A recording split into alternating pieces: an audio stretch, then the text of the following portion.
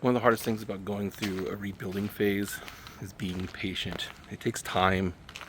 It's kind of a grind, and it doesn't feel like it's coming as quickly as it should, and things are changing as fast as they should. But it's important to remember the little things, the little indicators that things are happening and things are moving, because if not, I think it'll drive you a little bit crazy.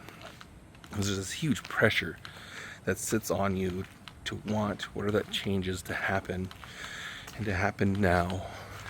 Because let's face it, if everything was great and perfect, you had everything you wanted, you wouldn't be going through this change, this shift, this reinvention. So, that pressure builds and increases impatience, or this inclination toward impatience. And it's important to remember that there are little indicators, little wins that we can celebrate. But it's hard. It's hard being patient when there's a lot of pressure. But I think that's also one of the things that makes you stronger on the other side.